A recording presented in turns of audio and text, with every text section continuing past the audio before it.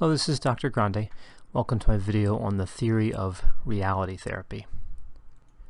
Reality therapy was developed by William Glasser and focuses on responsibility, needs, and choices. Let's start by taking a look at the theory of personality in reality therapy. So, a fundamental concept in reality therapy is the concept of needs. And in this theory, there are 5 needs: survival, belonging, power, freedom, and fun. Survival refers to elements such as shelter, food, and maintaining health. Belonging refers to concepts like love, cooperation, and sharing. The need for power is seen when individuals try to be better than others. And this need can conflict with the need of belonging in certain situations. Next we have freedom, and that's choosing how to live. That's when an individual chooses how they live. And the last need is fun, and that is various forms of recreation. As individuals attempt to meet these needs in various ways, they can develop either a success identity or a failure identity. And these identities really deal with perception, how an individual views themselves. Someone who has a success identity views themselves as capable, worthwhile, competent, and loved. Whereas an individual who has a failure identity views themselves as unworthy, unloved, without hope, and without the ability to help themselves. Another key construct in reality therapy is the idea of total behavior. And Glasser classified all behavior into 4 categories: doing, thinking, feeling, and physiology. And all of these components of total behavior have voluntary and involuntary expressions. For example, sometimes an individual chooses to think a certain way, that's voluntary, and other times a thought just enters their mind, and that's involuntary. All 4 of these categories are important to reality therapy, but the main emphasis is on the first category, doing. Glasser felt that through changing what people do, that real therapeutic change could take place in a client's life. So you can see a parallel between reality therapy and behavior therapy. To a lesser extent, the total behavior of thinking can influence a client to move toward change. And while not as emphasized as doing, both thinking and doing are the areas where Glasser felt a client had a high degree of control. He felt these 2 areas were relatively straightforward to change compared to feeling and physiology, which he felt was more difficult to change. So what causes the symptoms under the theory of reality therapy? Well, one item is when an individual does not take responsibility. Again, responsibility, a major part of reality therapy. Another cause is when individuals choose maladaptive behaviors. And oftentimes these behaviors are chosen by an individual to meet a need or a perceived need. Perception also being a significant part of reality therapy. So this item, this cause of symptoms, choosing maladaptive behaviors, is of particular importance because Glasser viewed symptoms differently than they are viewed in many of the other theories of counseling. He didn't like to express symptoms as nouns, like anxiety, anger, or depression, but rather as verbs. So instead of depression, he would say that an individual is depressing. Now we also see this conversion of symptoms from a noun to a verb in REBT. However, in reality therapy, this concept is more pivotal, and it applies to every type of symptom, including psychosis. Glasser believed that individuals who had psychosis were simply more creative. So he still felt that having symptoms was a choice, even though many other theories of counseling would dispute that element of his theory. Another cause of symptoms is the inability to fulfill needs. Reality therapy focuses on needs and how individuals meet needs, and Glasser believed that more severe symptoms were associated with more unmet needs, or having more significant needs unmet. So with this in mind, let's take a look at the techniques used in reality therapy. Well, the first technique I have here is assessing total behavior, and that's on all four dimensions of total behavior: doing, thinking, feeling, and physiology. Another technique is to clarify and change client perceptions.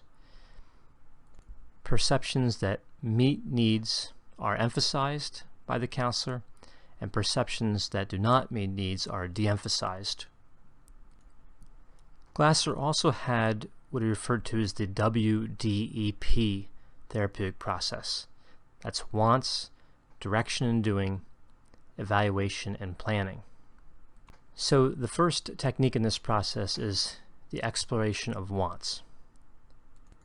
And Glasser believed that there were different degrees to wants, all the way from what he considered non-negotiable wants, which are really needs, to items that a client wants, but they only want that item to a very small degree. And these types of wants were referred to as wishes. Also in this category are mixed wants, which create a double bind. For example, if an individual wants to continue to use substances because of the feeling it provides, but they also want to avoid trouble with the law, those two wants conflict with one another, causing the double bind. The next step in the process is direction and doing. And again, in reality therapy, this is an area of focus. A reality therapist is going to spend a good deal of time and energy working with this technique. Next, we have evaluation. And evaluation refers to value judgments that a client makes about their own behavior. So these value judgments are not made by the reality therapist. A reality therapist is non-judgmental. These value judgments are made by the client. And the last step of the process is planning, and more specifically, planning to change. And in the planning to change technique, the plan needs to be as specific as possible. So again, you can see a parallel here between reality therapy and behavior therapy. Moving on with additional techniques. Here we have the Therapeutic Alliance. And the Therapeutic Alliance is an important part of reality therapy. Glasser believed that a counselor needs to be honest, warm, friendly, optimistic, genuine, enthusiastic, and non-judgmental. Some of the other techniques used in reality therapy: no accepting of excuses. In reality therapy, there's a focus on moving forward, and excuses are viewed as slowing down progress or getting in the way of progress. In reality therapy, the counselor offers no criticism and no punishment.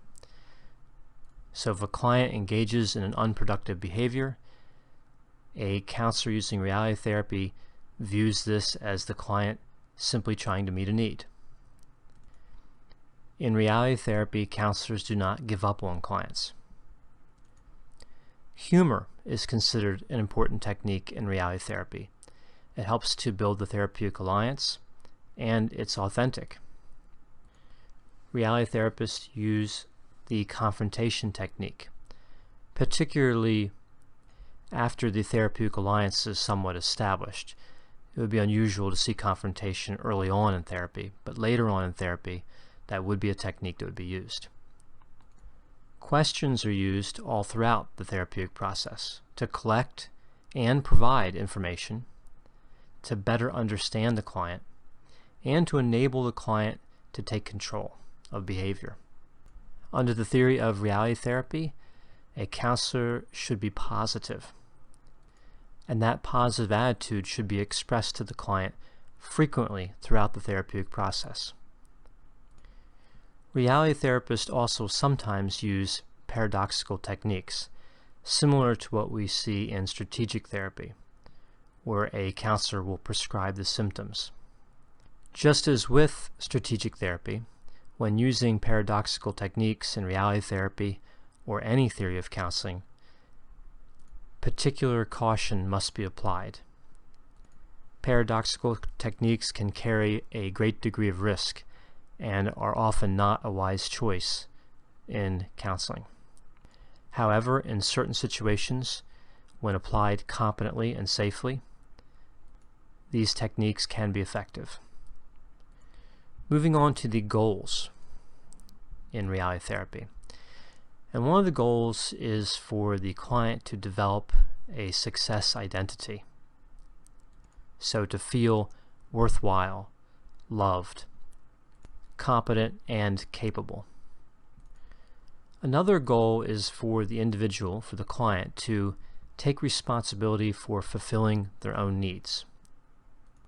And more specifically, fulfilling those needs in a productive, positive way, and in a way that does not lead to symptoms.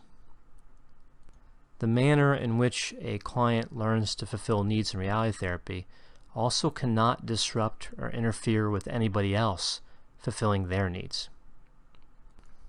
So moving on to my opinion of how reality therapy techniques and the theory of reality therapy can be successfully and productively integrated into a counseling style.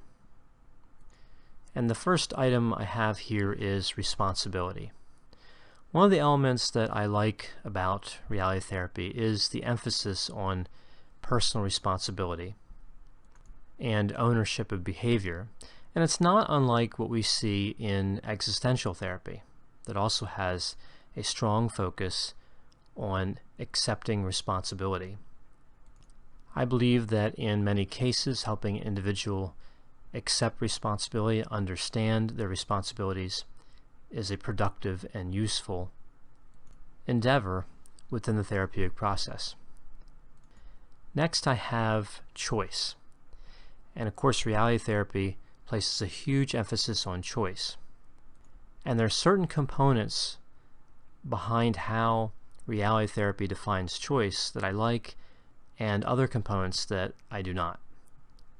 The positive aspects, I believe, that we see in reality therapy around the issue of choice, or the understanding of choice that reality therapists have, is that clients do have the ability to make decisions that can positively and negatively affect their thinking and feeling and behavior. So in a way, emphasizing choice empowers clients and shows them different options they may not have known were there. A negative aspect, at least in my opinion, of the way choice is represented in reality therapy is the idea that clients choose symptoms, like choosing to be depressed or choosing to be angry. Certainly, for many clients, a degree of specific symptoms can be explained by choices that they make. So a client may feel angry, but make a choice that contributes to them being more angry. But I feel like in reality therapy that's taken too far. That's putting all the weight of these symptoms on the client. So I feel that reality therapy takes this concept too far with constructs like depression, anger, and anxiety. But I also feel like the theory takes it too far when it extends it to symptoms like psychoticism. And if you look at the other theories of counseling, as well as the ways that counselors understand psychopathology. I don't believe that the reality therapy definition of choice is consistent with the way that most counselors understand symptoms. So even though there are some positive aspects to the concept of choice as it's defined here in reality therapy, there are also quite a few that I consider negative. And I think they run the risk, the strict application of this concept runs the risk of invalidating clients' feelings. So again, just as like we saw with the paradoxical techniques, a particular degree of caution needs to be used, in my opinion, when applying the construct of choice in therapy as it's defined in reality therapy.